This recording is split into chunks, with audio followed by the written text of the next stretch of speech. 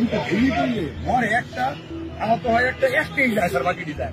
Sir, গুলি করি, মরে একটা, আহত হয়, বাকিরা দাঁড়িয়ে থাকে। এটা আমাদের ভয়, এটাই আতঙ্ক। সাবেক স্বরাষ্ট্রমন্ত্রীকে এভাবে শিক্ষার্থীদের উপরে গুলির বর্ণনা দিচ্ছেন একজন পুলিশ কর্মকর্তা।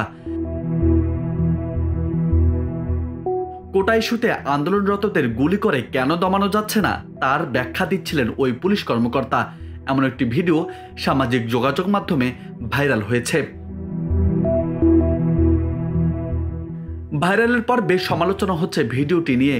নেটিজেনরা বলছেন, কতটা নির্দয় হলে তাচ্ছিল্যের সাথে এভাবে মানুষ হত্যা নিয়ে আলোচনা করতে পারে সাবেক স্বরাষ্ট্রমন্ত্রী আসাদুজ্জামান খান কামাল।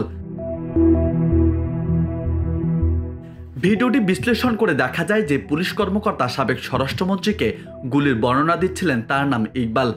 মেট্রোপলিটন পুলিশের পোশাকের নাম প্লেটে তা দেখা যাচ্ছে এবং গুলি করে কিভাবে আহত হচ্ছে সে বিষয়টি বুঝিয়ে বলছেন তিনি।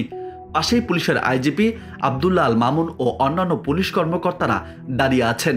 স্বরাষ্ট্রমন্ত্রীর ডান পাশে দাঁড়িয়ে আছেন স্বরাষ্ট্র সচিব মোহাম্মদ জাহাঙ্গীর আলম। এ সময় নির্মম হত্যাকাণ্ডের বিষয়ে জানার পরেও কোনোভাবে বিচলিত হতে দেখা যায়নি স্বরাষ্ট্রমন্ত্রী আসাদুজ্জামান খান কামালকে। আইজিপি আব্দুল্লাহ আল মামুনের ঘাড়ের উপর দিয়ে মূলত ভিডিওটি করা হয়েছে। ভিডিওতে নির্মম হত্যাকাণ্ডের নকশায় জড়িত থাকা স্বরাষ্ট্র সচিব কিভাবে এখনও পদে রয়েছেন তা নিয়েও প্রশ্ন তুলেছেন নেটিজেনরা। তার পদত্যাগেরও দাবি তুলেছেন অনেকেই।